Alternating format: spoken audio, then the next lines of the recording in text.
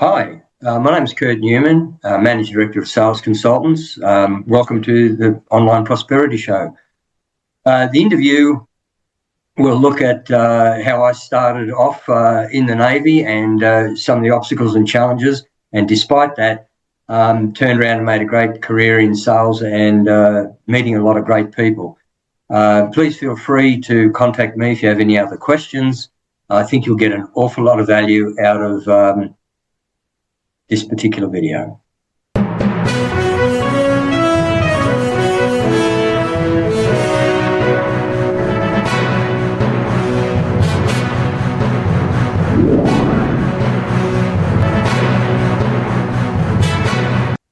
Ladies and gentlemen, welcome to yet another exciting episode of the Online Prosperity Show. I'm your host, ProsperTaruvinga, and for those that are tuning in for the very first time, this is your go-to place, your backstage access, and the number one spot to uncover deep, exclusive insights behind the strategies, life stories, wins, and stumbles of people who actually solve real, painful problems. And I am so excited to bring in Kurt Newman today. Now, Kurt, how are you doing today?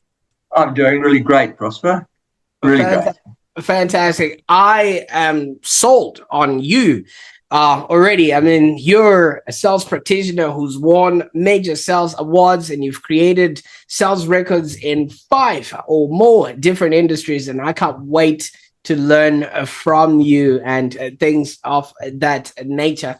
And you are the co-founder and managing director of SalesConsultants in Australia. And if this reads like an outstanding resume, well, you haven't heard anything yet from this guy. He's also known for winning major sales awards and also authoring multiple books like 21 Timeless Insights for Sales Success and also The Most Unlikely Salesperson. And his mission is to help sales teams break records across continents and also to actually make revenue within their businesses. Now, Kurt, I could go on and talk about things that I'm not even qualified to talk about. We've already established you as this great salesperson, but it didn't start off like this, right?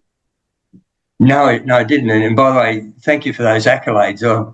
I'm a humble person by nature, so wow, that's blown me away the way you put that together. You're absolutely right. By nature, I'm actually a very quiet, shy type of person. And my original career was I joined the Royal Australian Navy because I was one of those typical young teenagers. I want to get away from home. So I joined the Navy, and unfortunately, after a matter of only a few years, I had a medical condition, and I was discharged on medical grounds. After that period, Prosper, I was unemployed for a while because a lot of people didn't want to hire an ex-sailor.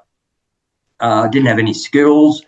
And so finally I managed to get a job working as a storeman. And shortly thereafter, I thought, well, I need to do something about continuing my education. And I enrolled in a local TAFE course, and that went on and ended up going to UTS and quite a few other places. And I spent 20 years part-time studying. And I covered management subjects, human resource type subjects, psychology, those sort of things, to give me a bit of background, solid grounding for what I was doing during the day. Oh, absolutely. And thank you so much for taking us through that part of your journey. Now, you did mention you were a young man who was trying to escape. Would you maybe shed a bit of light on what it was like growing up before the Navy? Yes, I don't mind sharing with you. My father was a pretty tough guy, and I think in hindsight, I think he suffered from post-traumatic stress, so I don't hold any grudges or anything. I love him. He's long past. But he was a real tough guy. and the area that I lived in was very, if I call it, very, very blue collar, very, very basic type of environment. And I really wanted to break free from all that. My mum, God bless her, she's also passed. She was very, very encouraging, encouraging me all the time to go on and continue my education and do what I can. So she was very supportive when I said I wanted to join the Navy. And after I signed up for 12 years, and can you imagine the feeling? And this was one of my first major disappointments in life. I was discharged around 2 years. So, and I was only 18 at the time. So it was a matter of going, well, what do I do now? And as I said, I was unemployed for 3 months, and I found the only job I found was that of a storeman. But it was a great start. It was a great start. And thank you so much for taking us there, because it just sort of paints the picture of, the reason why you would have wanted to go there. Now, you've arrived at the Navy, and obviously it's a whole different environment. It's a whole different set of instructions, and the person you've got to become. What was your experience, during this sort of 2 years? Did you like it? 2 years.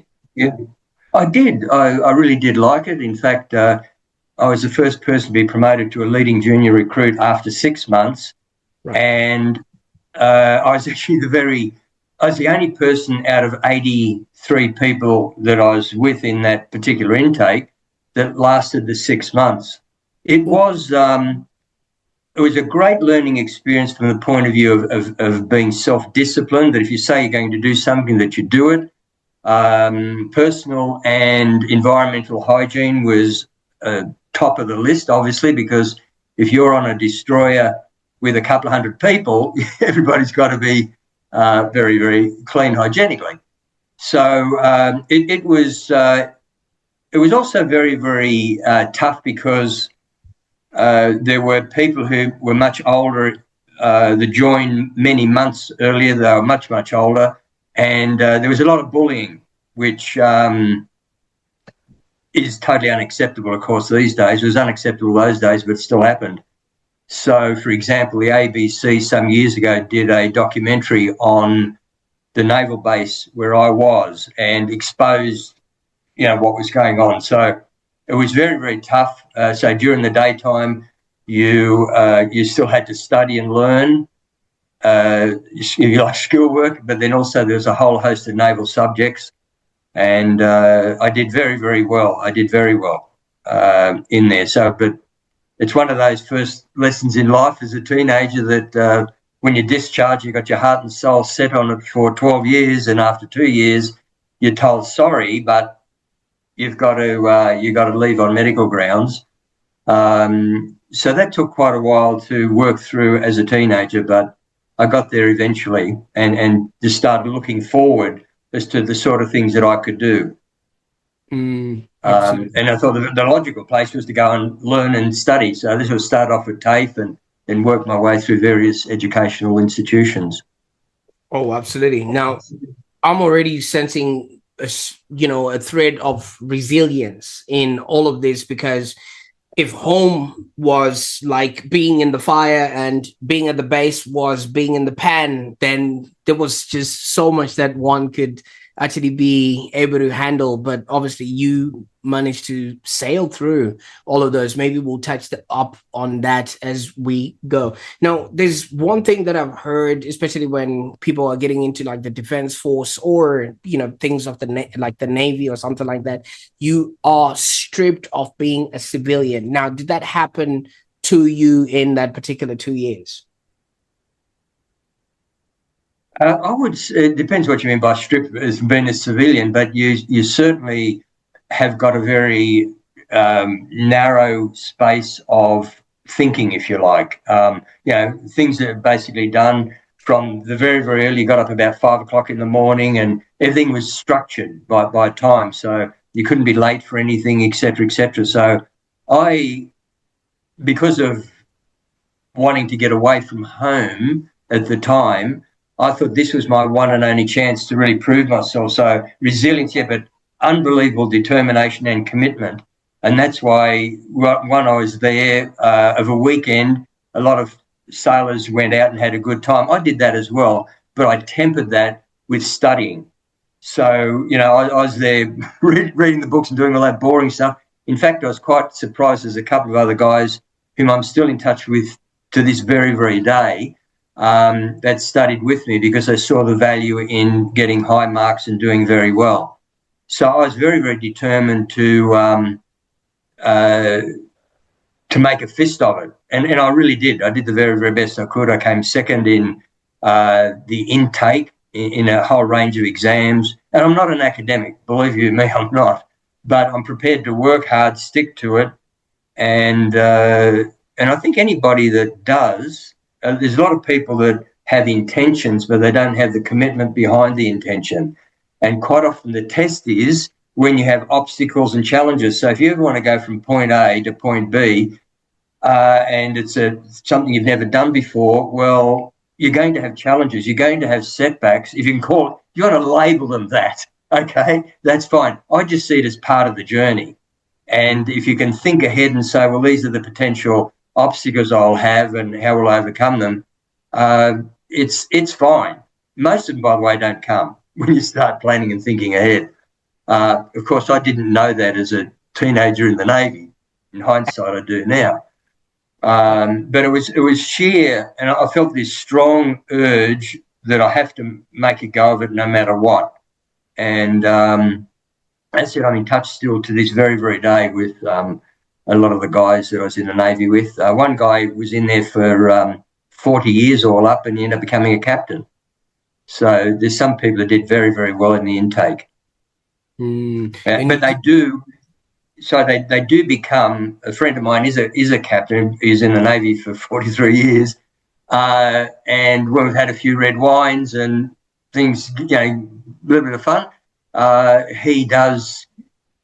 I said to him, "You're very institutionalised." He has a very, very narrow perspective on management, for example, et cetera, et cetera. So some things we agreed to disagree with. We're still the closest to friends, but I understand where he's coming from, even though he did 2 years and he did 43. But I do have empathy for him. Yeah.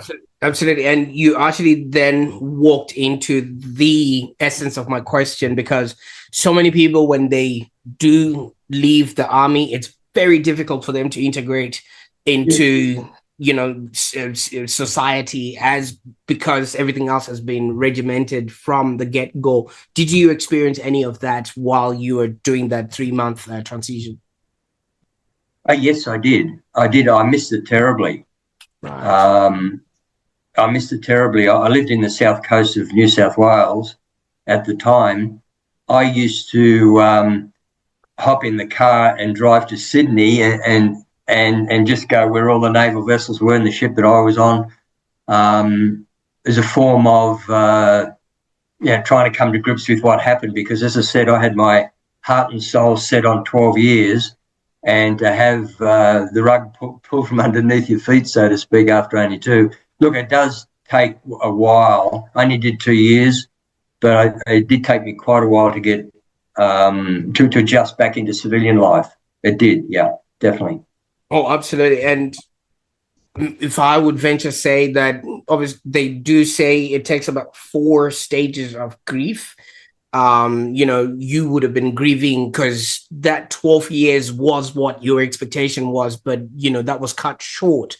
And those 10 years you were, thinking I could have, should have, and it goes from anger, bargaining, depression, and then I think the last thing is acceptance. Did you see yourself go through these stages, or did you just go and hang out with the guys and that sort of cured it? I did go through the stages, Prosper. I certainly did. And sometimes the lesson I learned out of it, and this took a few years later on, was sometimes, if you like, life throws some curveballs at you, and at the time you feel very, very devastated about it, and you think, wow, what's happening? It's all what about me? But then in hindsight, you turn around and say, man, that was a real blessing. I'm so glad that happened to me, because that was the fulcrum in the road that then changed my life. as tough as it was, or the perception of it was very, very tough at the time, it was a blessing, because not only did I learn how to adapt to a major setback, but also in hindsight, I look back and say, well, I'm glad I did not continue in that career, because I think my soul's purpose was to do what I've been doing, for many years in the area of sales. I think that was my true, as they call it, dharma. My more than a true calling. It's a passion. It's an all-consuming thing. Now, does that make sense? Yes. Oh, absolutely. I'm with you. Yeah. And throughout all that, did you maybe feel like I've lost my direction, or did you start having something, staring inside of you that then started bringing you towards, obviously, the new job that you then got, working in stores and things like that? I did go through a period of being lost, most definitely. I did go through a period of being lost, but then I got to a point, and this is, again, part of that process where you say, well, I've got to draw a line in the sand. I've got to do something. I've got to do something now so that the future shapes up much better. So that's when I enrolled in a course. As I said, that was the beginning of 20 years straight part-time studies, as well as working as a storeman and working then in different roles. So it was, quite a commitment, but I'm glad I did it, because it's given me great experiences. Absolutely. And in some of the jobs that you would have been doing plus studying, there would have been long hours. I mean, trying to fit in. Can maybe walk us through what that looked like, especially just so that people have a glimpse of the world you were living in for that 20 years. Okay. Well, you get up very, very early of a morning, actually extra early of a morning, and try and do some reading if you can. Have breakfast, you go to work, and then depends on the particular role.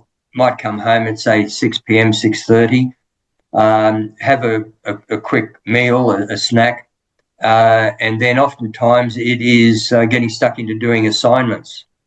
And oftentimes they were, 3,000-word assignments, etc. In those days, you didn't have AI or these other great tools.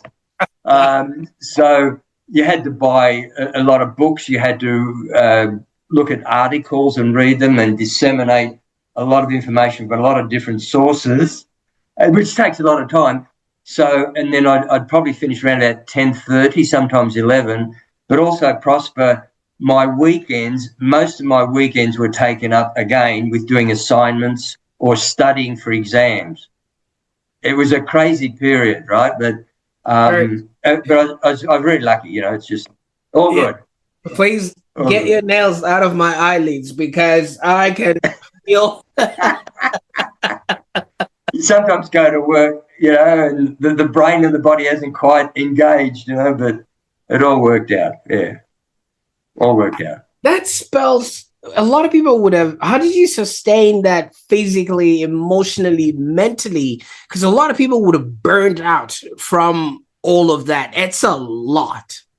It is a lot. No, good question. I was very cognizant about burnout, and burnout means that you're going much, much faster than your mind and your emotions and everything else can keep up with. So I used to take regular breaks. I've had dogs, or at least a dog, just about all my life. So I used to go walking with the dog. I'd exercise. I'd go to the gym. I'm very cognizant of creating balance, because burnout isn't the way to go. Overwhelm is not the way to go. It's a matter of saying, well, I've taken this on. How can I pace this out and still achieve the outcomes? Burnout is not on my list, or overwhelm. Absolutely not. I still pull big hours today in what I do, and I'll never burn out, because I enjoy the heck out of what I do. And again, it's a commitment thing. And back then it was maybe a subconscious drive that I needed to do these because there's something else around the corner, even though I could not articulate it at the time. Sounds a bit wacky, but it was just one of those subconscious things that you say, I've just got to do it. I don't know why I've got to do it, but I've got to do it. But I got a lot of joy out of it. I met a lot of good people. Okay. And I learned a lot. I learned a lot. I learned what works because I was working during the daytime, and sometimes assignments had to relate to your work in management type subjects. And sometimes the theory just didn't connect with what happens in the real world. So that in itself was also good learning. Oh, I can imagine, because you've got real world, experiential learning. Yeah. Right. Yeah. Now, at what point did you then, or what sort of project which then solidified it for you that I think this is the right path that I'm on, and this might actually work, because you had an experience of that, Navy not working out, but you're working here, like you said, on a hope and a prayer that something will actually turn around for you.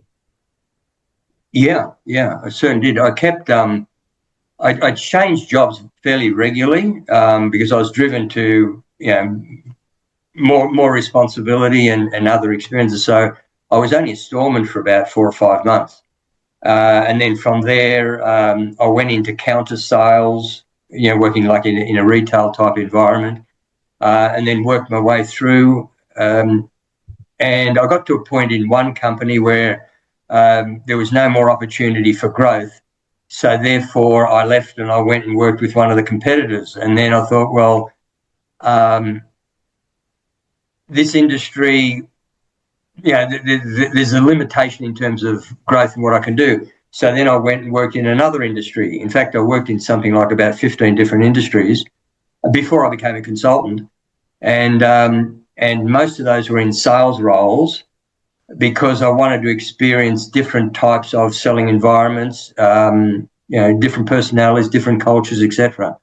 So on the downside, I get bored quickly, right?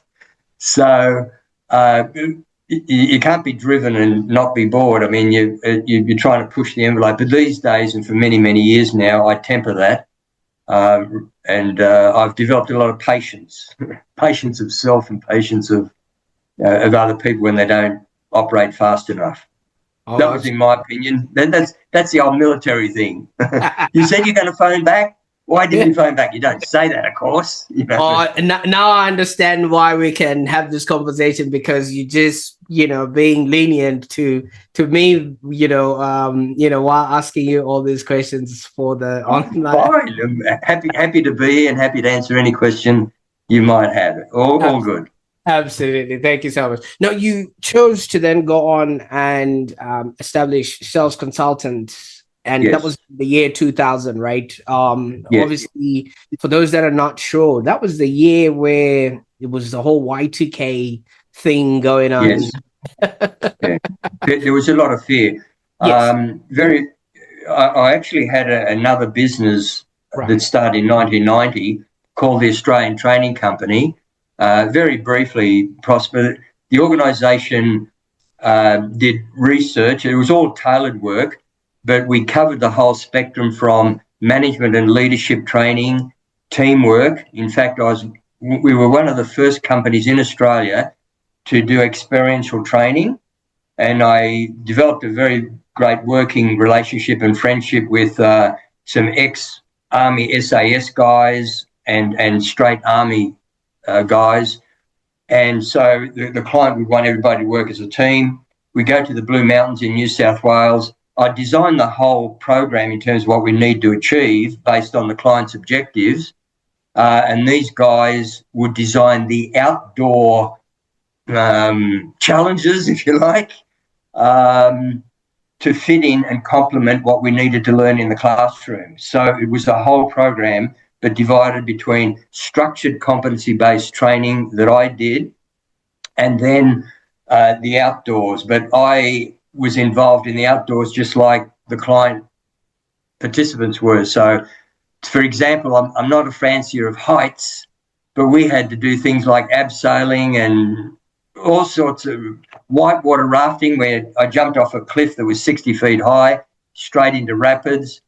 I thought, if I don't jump now, I never will. So I just jumped. So it was a matter of really getting yourself right out of your comfort zone. So I did a lot of that work. We did customer service work, sales work. But after doing that for 10 years, Prosper, my real passion is what I do now in sales consultants. And that's why we changed in March 2000 from the Australian training company to SalesConsultants, and the focus is purely on improving sales performance in organisations. So when I spend time in the field with salespeople to learn what they do, how they do it, their problems and issues from their point of view, I also then learn through them and through what multiple salespeople in the same client organisation tell me. There's often other issues in the company which could be process issues, etc. I call it back-end type of issues that prevent sales performance. In other words, the orders might not go out on time, so their customers get upset, etc. So I have a team of 4 consultants that I've been working with for a long, long time, and where I uncover another issue within the company that is out of my scope, I'll put it in the report and say, these other issues need to be addressed. Of course, you can fix it, or if you like, I've got a person or persons that can address that. So that's how the whole thing works, but it's all about improving sales. But by fixing what I call the back end, which could be warehousing, distribution, etc., it improves the profitability of the organisation as well. And one guy in particular that I use is outstanding. There's another guy that I use for doing executive work. This guy was a global CEO. He's been a personal friend of mine for 20 years. Whenever it gets into strategic planning, etc., where the organisation need that help, I can pull that in. So the core is improving sales performance by working with salespeople and also looking at the sales function, such as, for example, there's CRM and so forth, and things that are blocking sales. But if there's other things that come up that prevent the flow of sales, I've got the people that can help the client with that. Absolutely. And they took quite a while to find, I can tell you. Oh, I'm intrigued with all the things that you are now doing, especially with sales consultants. And I mean, obviously, as somebody who's in the marketing field, then it would have been a great find to find that domain, salesconsultants.com.au, especially at that particular time, because I don't think that is very lucky. Very, very, very lucky. Yeah. The account that I had at the time found it, so that was great. Absolutely. Yeah. So let's fast forward to today. Your firm operates across Australia, Asia, Middle East, and Europe. What is it that you're actually helping people achieve, or what would somebody hire you for? Okay, great question. The business we get overseas, I've got to say, is 100% referred and repeat. So I have one CEO, for example, that I've been working with off and on since I'd say the early 2000s. And since then, the guy has been the CEO of 5 companies. And every time he takes over a company, he pulls me in. And I've had phone calls as early as the guy's in his first day in the job, 9 p.m. at night, and I'll get a phone call from overseas, and he'll want me to be there as soon as possible. I was given one project by the same person where I had to go and see salespeople in Japan, South America, Norway. There's a whole range of countries that I had to see the local salespeople. So that's part of what we call in-field review. So a lot of CEOs, that's why these days I work oftentimes with CEOs and people on boards of companies, is to find out what is really, really preventing sales performance in an organisation. Sometimes the reports look okay, but they don't realise, for example, that margins are eroding or there's something else going on that will have a major negative impact on revenues or profits for the organisation. We can uncover that. The CEOs who keep giving me repeat business, they want to find out ASAP, as soon as possible, what is it that's going on out there between our salespeople and connecting with clients. We really want to understand quickly. I give them that information, as in a formal report. We agree on what the scope is going to be. They're the findings, the recommendations, and what's involved in the whole process. So very briefly, Prosper, there's three main interconnected parts to the service. One is what we call the infield sales review, which is where we always start, because we want to understand that client's business, their industry, their competitors. We want to know what the salesperson is experiencing. Now, some salespeople, when I go out with them at first, I'll get this business and say, who do you think you are? So there's a lot of fear sometimes where it hasn't been communicated what my role is. And so I say, hey, I'm here. I'm your apprentice for the day, okay? I'm here to learn from you. And the more you tell me about your problems and your issues, it's going to help me to help you and help everyone else. By the way, whatever you tell me stays with me. Your CEO knows that because I told him or her that I'm not going to divulge what anybody tells me, right? Because they aren't interested in the overall report. So salespeople, I don't know if any salesperson's ever held back after that and after working a day with them. In fact, they're the opposite. They're dead keen to want to know what I'm going to do and how I'm going to help them, etc. So hang on. I'm here to learn from you today. We'll get to that stage further down the line. I'm your apprentice, okay? And it is not unusual for me to find it hard to get out of the car after we're finished because they want to tell me so much. Now, when I write the report, it's interesting how the CEO, and oftentimes I have to present the findings and recommendations to the executive management group. Sometimes it's a board of directors. Most of the time it's an executive management group, such as the CEO, the CFO, the HR director, sales manager, etc. And as you go through that, they'll go, yeah, I know this. Yeah, I know. And then they go, how did you know this? So they're really, really surprised that there's always a blind spot that we're able to uncover. So that's the infield sales review. Now, that document itself, then from that, 96% of clients will go from that to what we call the group structured competency-based training. So what we then do is sit down and tailor a competency-based training and development program. So it's face-to-face. The reason being is, and I'll be very brief on this, this sort of environment is very, very, very good for passing on information and knowledge, but it's impossible because the way our human brains work to develop competence. You need a 3D environment. You need human-to-human interaction, right? So I'll always do the classroom stuff, competency-based. I use a manual publication that's theirs with their logo on it. There's workshop stuff. It's very, very interactive, very, very practical, based on solid foundations. It's amazing. I'll segue for half a tick. I was talking to a guy that I coached 21 years ago. He rang me out of the blue, first connected with me via LinkedIn, and he said, Kurt, I know you're not going to believe me, but when I catch up and have coffee with you, I'll tell you, I still have all your manuals and I still use your gear. So that just blew me away.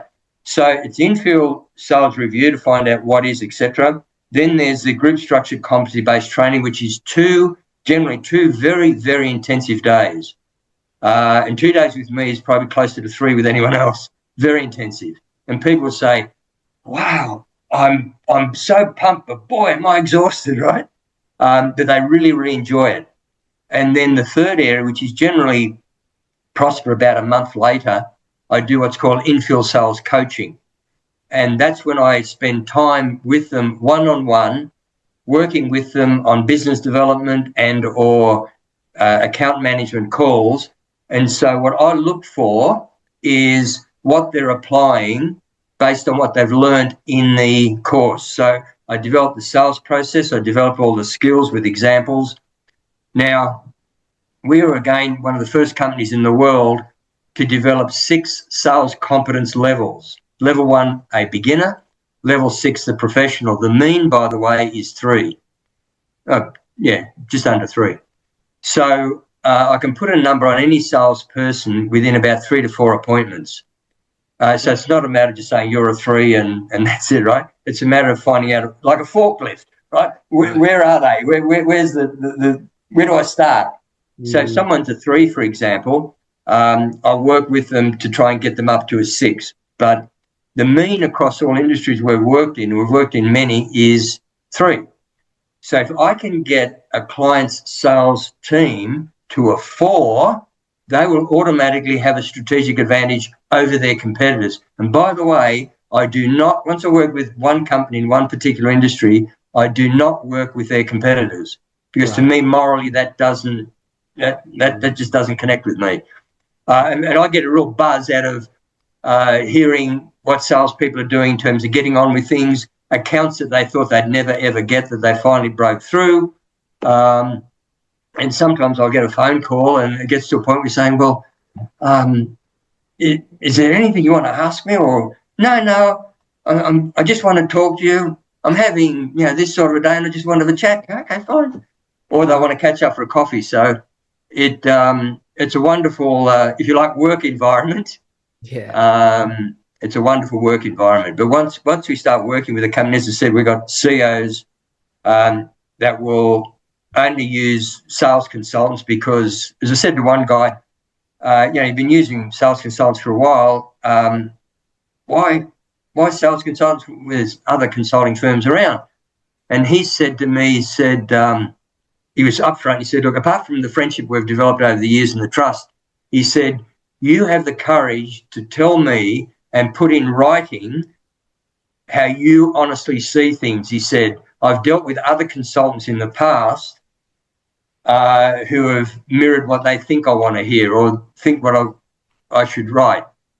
So that was an interesting comment. I'm not even going to any other consultant, but I've also got to say that I do at least one project a year where I need to fix problems that another consultant has done the wrong thing. And that is a huge challenge because you're starting from a negative. And I'm not having to go at anybody. I'm just saying, this is my world, right? Oh, absolutely. And thank you so much for taking us through all of that, because it just really gives us an in-depth understanding of, the scope of work that you do and how you actually get involved. So by way of this sort of involvement, that means you can't take on more clients, because then, you really have to be, especially when you're doing this infield type activities. Review, yeah. We restrict ourselves, and it's mainly because of a quality issue. We want to make sure that we give the client more than what they expect and 100% of our attention. So depending on the size of the project, Prosper, we restrict ourselves to 3 to 5 projects per annum. So that's sort of most of the time, depending on the size and how large the business is. For example, I've worked with an organisation with as few as 5 salespeople, and the largest had 145. Well, that client was with us continuously for 6 years straight. By the time we worked with them, and we developed an academy for them and a whole lot of things. So, and it's all tailored. It's not, off the shelf generic stuff. And that's why the uptake is so tremendous, because if we're talking, for example, shipping, we're only talking about shipping. We're not talking about software sales or prestige car sales, right? Which really puts salespeople off. So you're talking about their issues, their opportunities, and they're just totally engrossed. Absolutely. And speaking of salespeople, you often work with salespeople who struggle with things like self-worth, fear, belief systems, and they're coming from a whole slew of pasts and histories and things of that nature.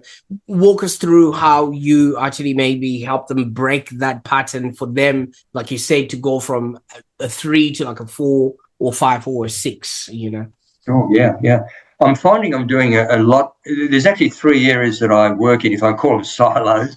Mm-hmm. One is on the selling skills side, which has to do with everything face-to-face with the salesperson and their client or prospect.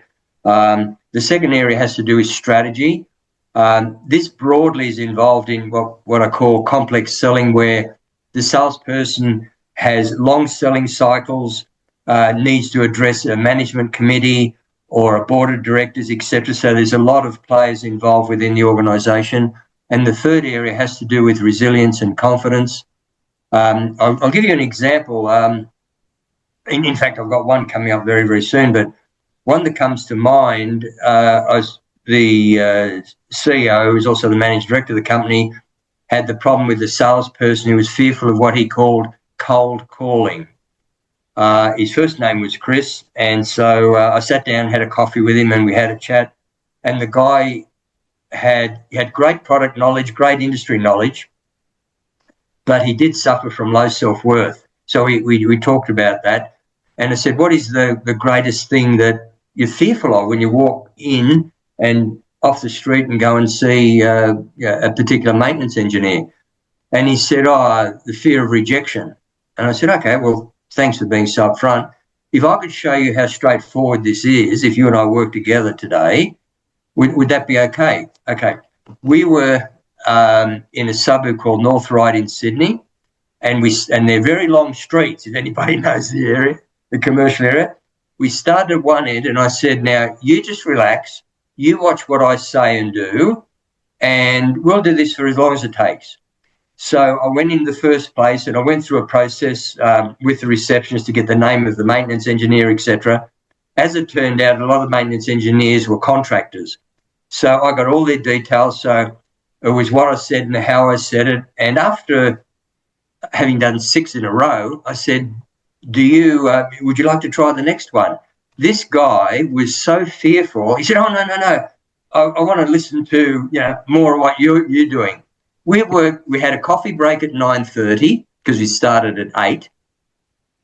And it was round about 11:30 that he decided to try. This is how scared this guy was, right? And went through it. So we had other conversations one-on-one after that. Now, the CEO told me the next month he opened up 23 new accounts. Now, that was the company's, at the time the company was going for 55 years, that was their all-time record. No one had ever opened up that many new accounts, and he did. So that was just one area, right? And yeah, so. That's fascinating, and congratulations on that. Thank you. It's there's not a one does all, Prosper. It's a matter of spending time talking with a person one-on-one, creating trust so they open up to what really is hurting or stopping them, and then for me to come up with some tailored suggestions. And where possible, as in the example I gave you, is I endeavoured to demonstrate, say, look, hey, I'm not infallible. I know what it's like to be fearful. I can tell you the very, very first time I walked into an engineering place trying to sell electrical stuff in my first job as a salesperson, I had sweaty palms. I opened my mouth and no voice came out. Hey, I know what it's like to be scared, and that's the truth.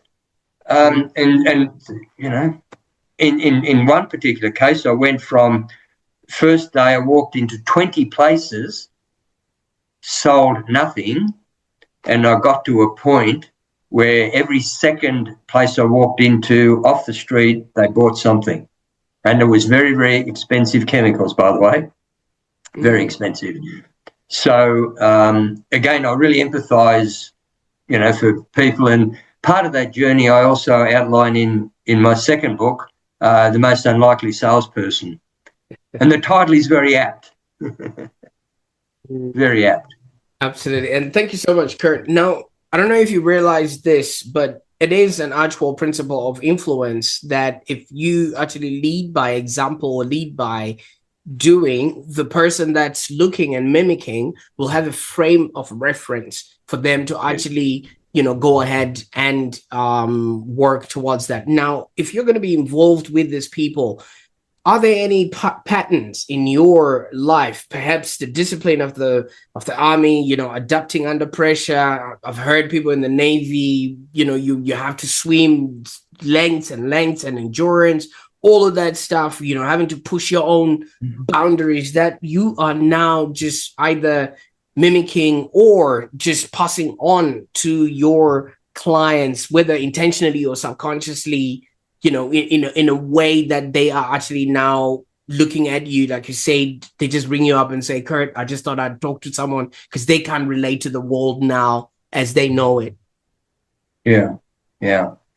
I'm really not sure on what your question is there. I'm just saying, are you passing on as far as all the- demonstrating? Yeah. Yes. Yeah. Yes. What I've actually found, I mean, some of the points earlier you brought up, Prosper, really spot on.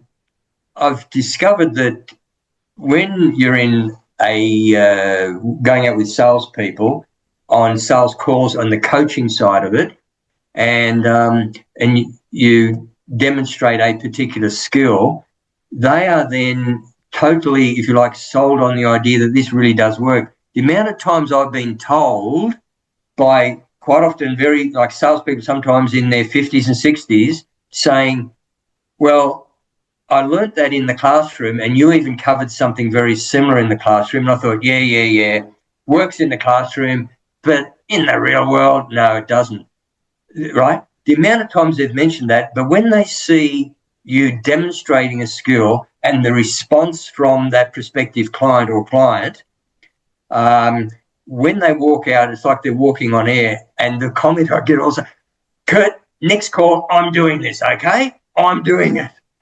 The ones that are really motivated and driven because they know that I've seen it, I've experienced, I've felt it.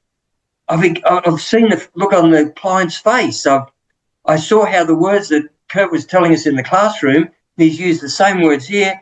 It actually does work. I want to try this. And, of course, it's like a child when a little 4-year-old girl or a boy wants to learn how to ride a push bike, a bit wobbly after seeing the next door neighbour who's very competent in riding a bike. So they're a bit wobbly in applying it. And then you highlight from a coaching point of view what they've done well and what to keep building on. And then they want to just do it again. No, I want to do that. And they pick themselves up. And it's almost like they start self-coaching. They start, and that's, I think, one of the great joys I get out of what I do, seeing people having enough faith and confidence in themselves to try it, experience, wow, this really does work, to their mutual benefit and the benefit, of course, of the client. Now, Kurt, I mean, based on your life story and your history and everything else that happened for you, and I'm gonna say this with the utmost love and respect, knowing what happened to you after the 2 years in the Navy, I'm starting to feel like that 2 years for you was somewhat akin to a rite of passage. And hear me out a little bit here, because then it gave you the foundation, which now allows you to create from a space of know-how, resilience, and everything else that comes along with that you then pass on to these salespeople. And you taking them from competency 3 to 6 or 4 or 4 or 5 or 6, is that rite of passage for them as well in order for them to be able salespeople? I don't know. What do you think of that sort of assessment? Yeah. Look, your description there is absolutely spot on, and I think I mentioned earlier on how that, and 2 years out of the 12, the pain I went through, the emotional pain, and the wow, I mean, it really blew me away at the time, and I was only 18 at the time, so I was only a child. Yeah. But that then, after I went through that process that you outlined earlier on, and then got to a point, so I said, line in the sand, I've now got to do something and think through what I've got to do. And as I thought, well, I need to start educating myself and studying, etc. That was the foundation. That is, well, in hindsight, that was a terrible period, but that's only a description. At the end of the day, it was a blessing, because if all that did not happen, I probably wouldn't have the foundations to do what I do today. But I also have a lot of empathy for people who are struggling in sales. I've had, like that I mentioned about that guy. There's another guy, very, very briefly, where the CEO said to me, look, Kurt, and this is a company that had 5 people, and he mentioned the name of this salesperson. He said, Kurt, I'm at a point of terminating this bloke. His words, not mine, because, he's not meeting budget, blah, blah, blah, blah. And I said, well, let me work with him and see what happens. 3 months, it was about 3.5 months later, this guy topped sales in that organisation, ended up becoming a branch manager about a year later. right? There are quite a few other issues apart from the fact he needed the skills, but he's also being mismanaged by the person he reported to. That was again. I said I don't look at just the sales side, and I look at what is interconnected. And his particular manager, there's him manager, then the CEO. That was the issue. So I tend to uncover problems that organisations tend to miss, and that's not a criticism at all. It's the old cliche about the forest and the trees. Okay. So when you have an outsider with a fresh pair of eyes that is completely objective and completely cares about you and what needs to be achieved, it's just a different, fresh perspective. And again, when the CEO goes through the report, I know this, I know that, and after I go, yeah, but I'm the outside guy. Don't forget. Oh yeah, that's right. I said, but isn't it good? I've pinpointed all these things, Yeah, But all good.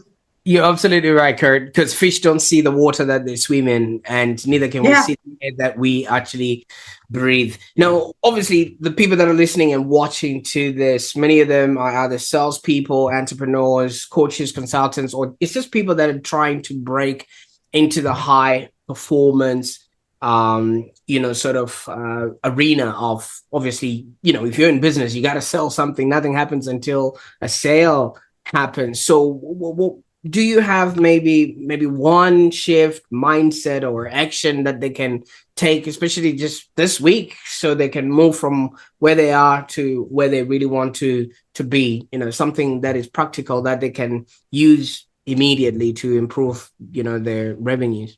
Yeah. It's challenging to come up with one generic statement because everybody's challenges are all so different. But I would say see what you term an obstacle or a problem as an opportunity for growth. So if there's a roadblock, I'll give you an example that may help. I really enjoy doing business development, right? So when you want to contact a CEO that's running a company for 20, 30,000 people, those people are very, very hard to contact, right? Now, I could turn around and find their email, send them an email, and it bounces back because most of these people have got a special email, etc. There's some organisations you can phone and you get 8 variations on a recording, but you don't talk to a human being. Okay, so you could turn around and say, oh, but look at all these obstacles and problems. I can't do this, right? I find other ways. Otherwise, that spurs me on to turn around and say, hang on, this person really needs to talk to me because I found out some other information about the organisation. I'm not letting these, what you might term roadblocks, stop me. Because there's an old cliche, you can't stop a person who won't be stopped. Yeah. Right? But if you go about it, and if possible, take the emotion out of it. Quite often when we have roadblocks, we put emotions into it. We get angry, we get frustrated, we get filled with anxiety. Put all that aside. That is only going to weigh you down like a lead balloon, right? Leave the emotions aside. Stick to the facts where you can. I know it's hard at times, especially if someone, just hangs up on you or whatever, but don't take anything personally. The person's giving you a business objection or a business rebuttal. It's not a personal attack. And again, I see a lot of salespeople take those sort of things very personally. Leave the personal stuff out of it. It's a business-to-business transaction. Don't leave the emotions out of it as well, where you can. It is a job. It is a process. It is a process. And sometimes when you salespeople work in complex selling environments, it can take 6 to 9 months before they get a piece of business. Okay? But there are processes along the way and measurements along the way that can motivate you rather than get all frustrated going, oh, wow, I can't get in touch with this CEO or whatever. Look, it's a long, convoluted answer, but I hope it helps somebody that don't take things personally.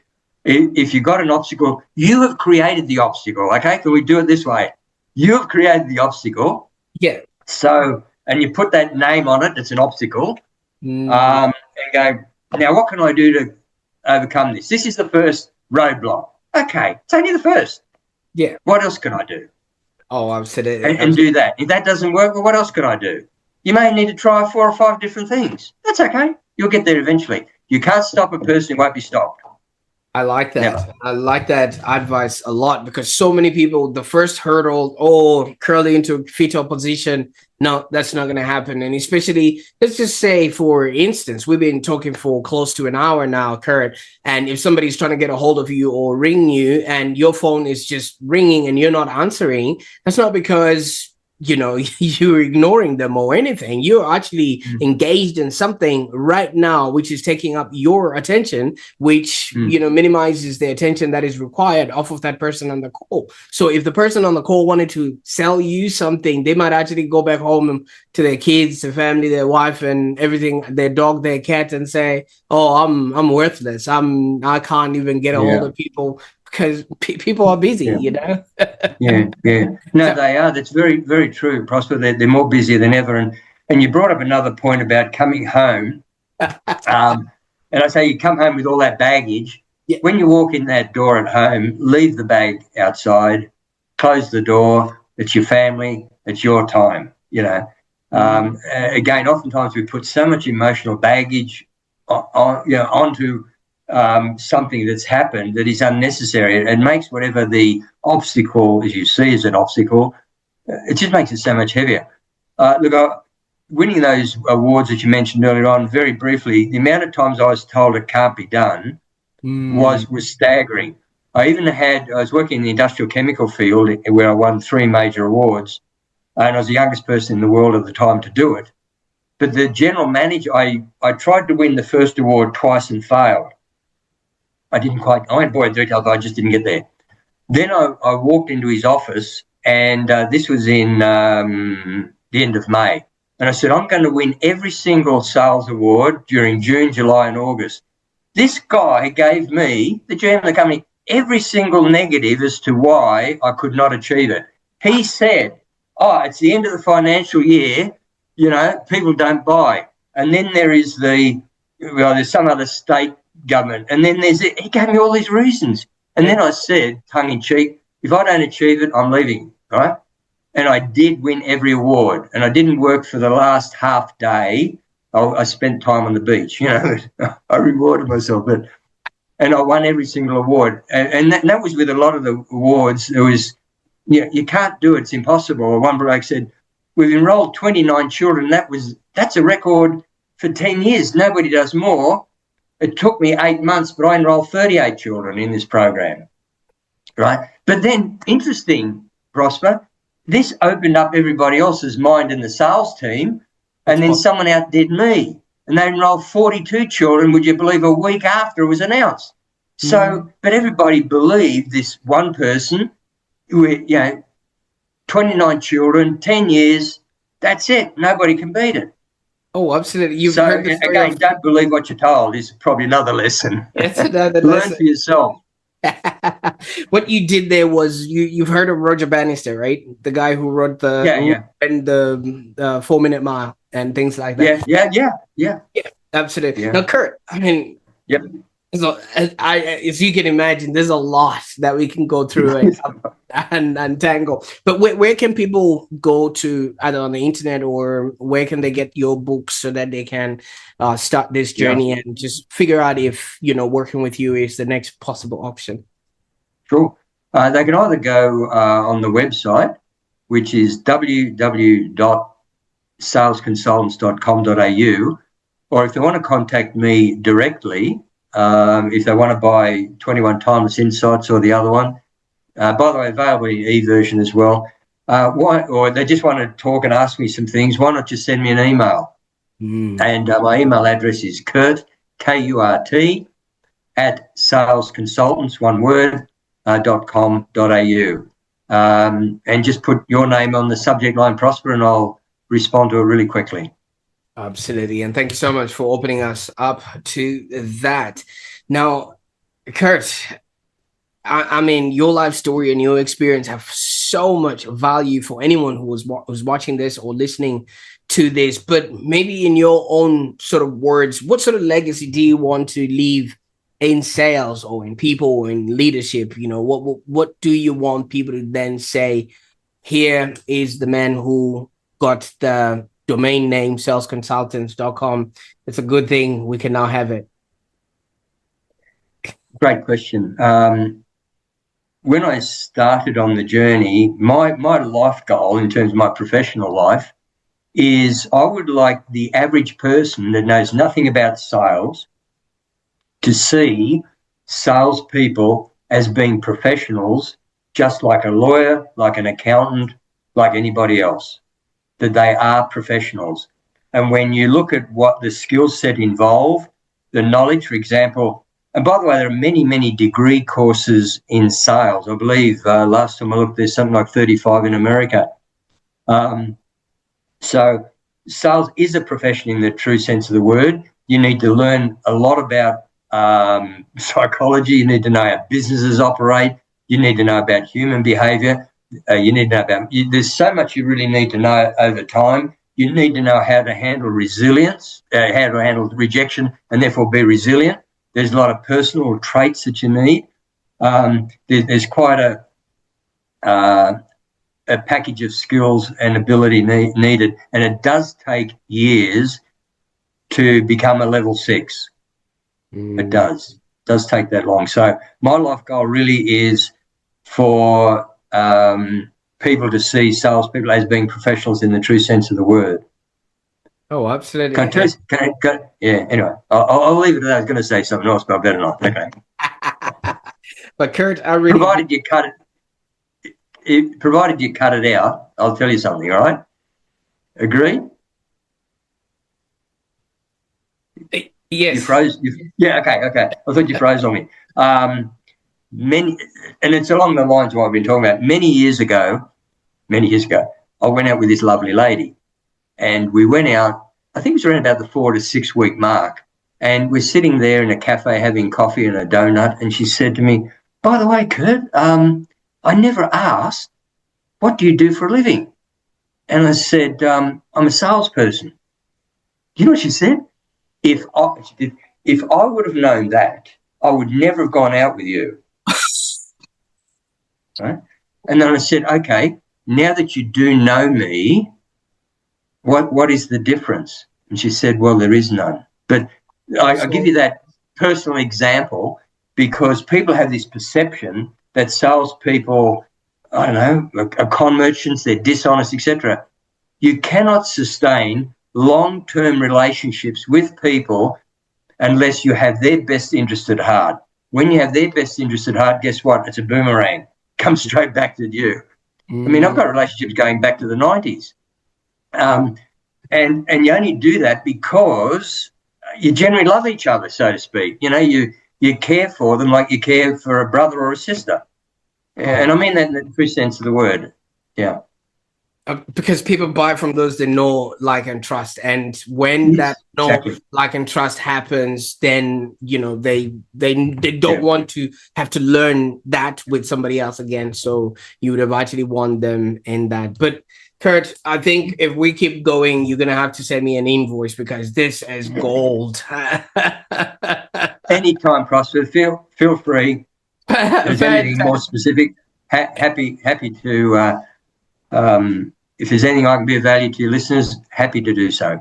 Absolutely. And I really appreciate you for that. And for those that are watching right now, as you can tell, Kurt has more coming. And I do encourage you to check out, the books and also the links that he has provided. And as you can see, this is a rare chance to see behind the scenes of lives, a life that was remade, lessons that were forged in struggle, and actually a powerful method that has actually transformed salespeople across continents. So, if you like what we're doing here on the Online Prosperity Show, be sure to like this video so that we can also reach more people. And I also encourage you to share this video with a salesperson or somebody who is starting out in business and they might not be sure what the first thing they can do should be. And I think the story of Kurt can actually be that inspiration and help you be, do, and have a happier existence. So thank you, Kurt, and to you, the listener. buckle in, because I think this has been a remarkable episode, and hope to see you on the next one. Bye for now.